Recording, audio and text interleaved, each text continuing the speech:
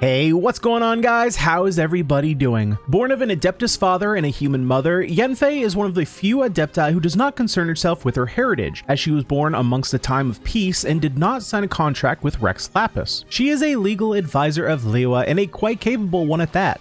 And apparently, should the day ever come that Liyue no longer needs legal counsel, her backup plan is to become a rapper? No, seriously, I couldn't even make that up if I tried. We'll be talking about the stats you should be prioritizing, how to build your artifact sets, what weapons she'll get the most performance from, and what talents you should focus on. We'll be judging these from a free-to-play level all the way up to an endgame primary hero. Before we begin, make sure to subscribe to the channel, like this video, and hit the notification bell. That way you never miss a video, and join our Discord. Link will be down in the description below. Now, with that out of the way, let's jump right into the video.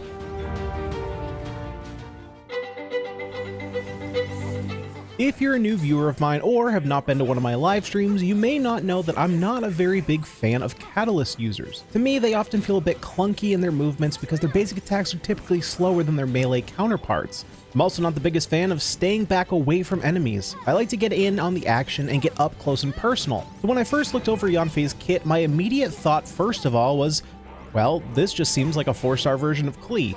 But my second thought was, I really dislike Klee, so that probably means I'm going to dislike Yanfei as well.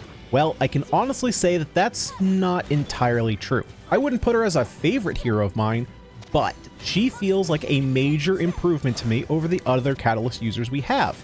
So if you, like me, have not been crazy about Catalyst gameplay in the past, perhaps try her out in the trial run. You may have your mind changed. A key factor for me liking Yanfei is the fact that her skill and burst can be used to generate seals, which can lead to small windows that you can deal a lot of damage, all in quick succession. Also the fact that she isn't useless against shields. Her charge attack and skill are blunt style attacks, meaning that they'll cause shatter as well as help you to take down some enemy shields, which can render other Catalyst users useless. Yanfei is really squishy though, with the third lowest HP in the game currently. This can spell disaster should you run out of stamina and get caught up in enemy attack combos, but she has tools to protect herself should you get lucky with Constellations or simply decide to run her with one of the few shield generators we currently have access to. Is she the next best pyro carry?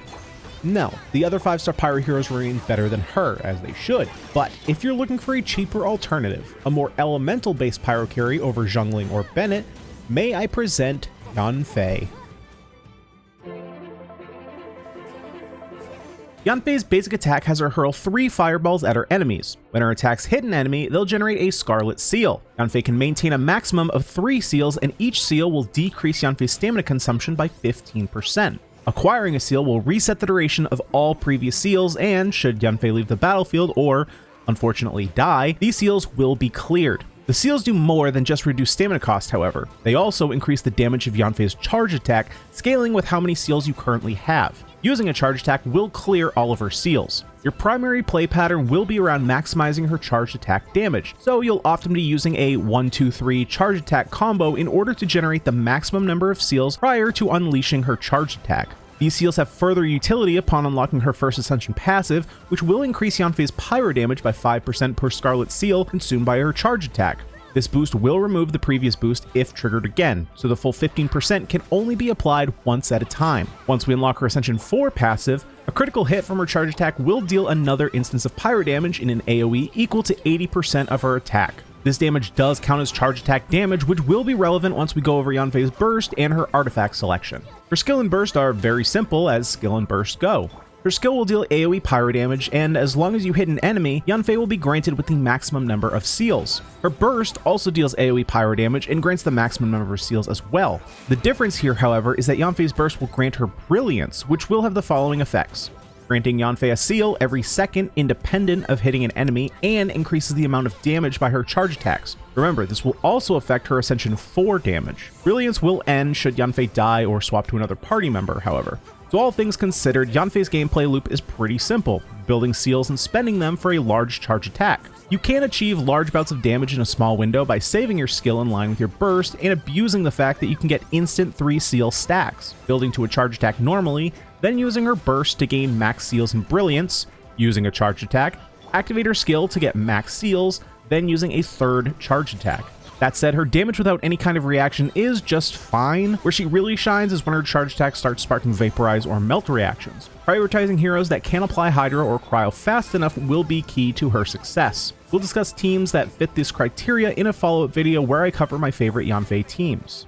For talent prioritization, Yanfei's charge attack is her bread and butter, so making sure that her normal attack is leveled up will be the priority. Next, focus on her burst, as not only will this increase the damage done by it, but it will also increase the damage from her charge attacks, which will overall increase her damage output further than her skill, which should be prioritized last, as it should primarily be used for seal generation, thinking of the damage as a really nice bonus.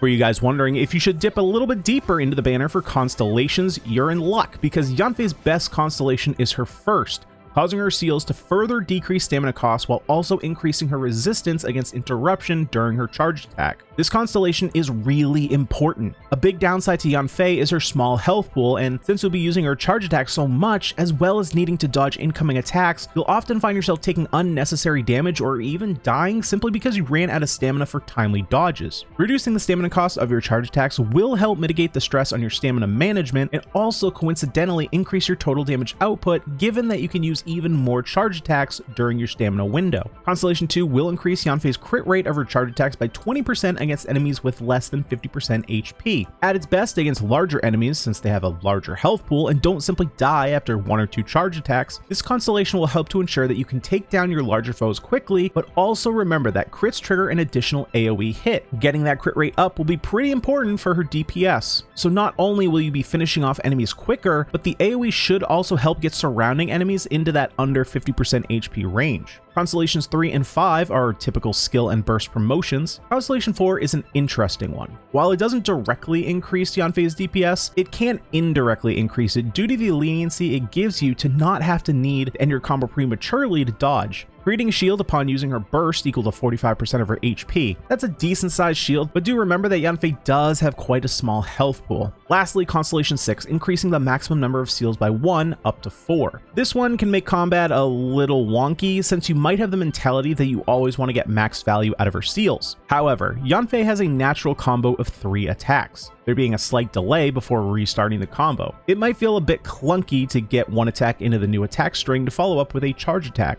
Instead, if you are thinking of going for this constellation, I would instead consider keeping with your 3 basic attacks into a charge attack combo, and keeping this instead for extra burst damage in tandem with her skill and burst, since they will generate the extra seal upon use. For maximum value, Yanfei's first constellation followed by her 5th will give you the biggest performance benefits.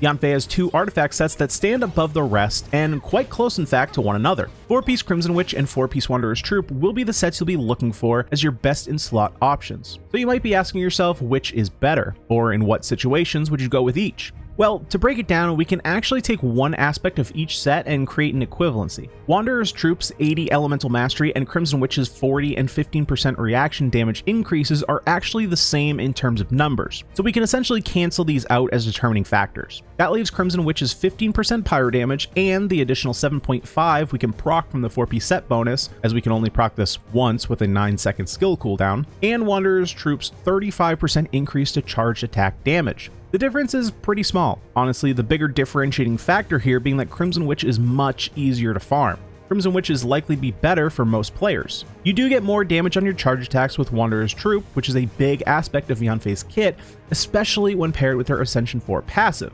effectively dealing a second charge attack hit, though you'll need a significant crit rate, likely over 50 to 60%, for Wanderer's Troop to actually be worth it over the 22.5% pyro damage you can receive across her entire kit utilizing Crimson Witch. Your next best alternatives would be a 2-piece set of Crimson Witch with either a 2-piece set of Gladiator's Finale or Wanderer's Troop, Gladiators being the stronger of the two, or a 4-piece set of Retracing Bolide, utilizing either Zhongli or Yanfei if you have her as C4 as a shield generator. Using Zhongli will help you keep up with the other sets in terms of the damage race, given that his shield has a elemental resistance shred. For primary stats, Yanfei's timepiece is the one you'll want to pay most attention to. In most cases, for most players, Elemental Mastery will be the best main stat. There are of course some caveats to this. Attack percent will be better if running Yanfei on a Taser comp utilizing Electro heroes instead of Cryo or Hydro heroes, or a mono Pyro team, typically with 2 Pyro units and either 2 Animo units or 2 Geo units. For her cup, Pyro damage, and lastly her circlet. Crit rate will be the preferred stat above crit damage. Of course, both will be necessary, so if you have good rolls on your substats and a crit rate weapon, you may be able to run a crit damage circlet. But because of Yanfei's Ascension 4 passive dealing an additional 80% attack hit whenever her charge attack crits, we'll want to make sure to have at least a solid crit rate of around 50 to 60-ish% to maximize her damage.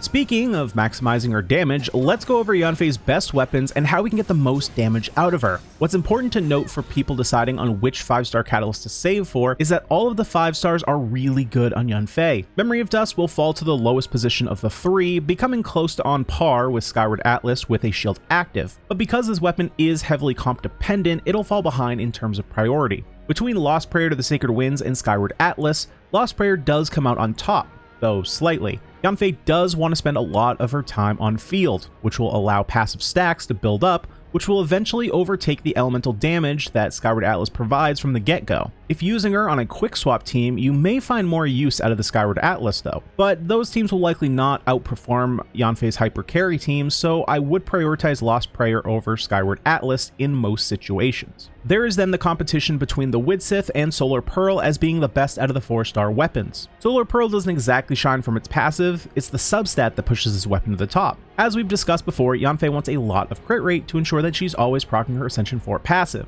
However, Widsith provides a lot of crit damage, and its passive is really good in terms of flat rates. Even though it's harder to refine than Solar Pearl, you can deal absurd amounts of damage within a 10-second window as you further refine this weapon. The downside is the long cooldown. At 30 seconds, you won't always have access to your boost. The safe option here is Solar Pearl, though with good artifact substats and a crit rate circlet, Widsith is sure to outperform. Our options beyond these 5 get quite a bit worse, however. Blackcliff Agate would be my overall 6th pick and is technically a free-to-play option. It has good stats, but the passive can be a bit hit or miss and is a complete miss against bosses or abyss floors with only 1 or 2 larger enemies that take time to kill. The next 2 best options are Sacrificial Fragments and Mappa Mare. Sacrificial Fragments is likely to be quite good at higher refinements to allow consistent ability procs. Mappa Mare will offer slightly less damage with only a 16% elemental damage increase with a reaction-based team, which should be a given that this weapon's substat is Elemental Mastery. Keep in mind that with both of these weapons having Elemental Mastery as a substat, you'll fall into the category of wanting an attack percent timepiece, as we don't want to put all of our eggs into one basket and avoid diminishing returns. Mappa Mare and Blackcliff Agate are both free to play, but if you need a 3-star option, Twin Nephrite will be your way to get a bigger crit rate boost. Hopefully you guys have found this guide useful and it will help you in building your own Yanfei. Make sure to subscribe to the channel, like this video, and hit the notification bell. That way you never miss a video. Join our Discord. Link will be down in the description below. But guys, that's all I have for today. Hopefully you did enjoy. I'll see you guys in the next video. Peace.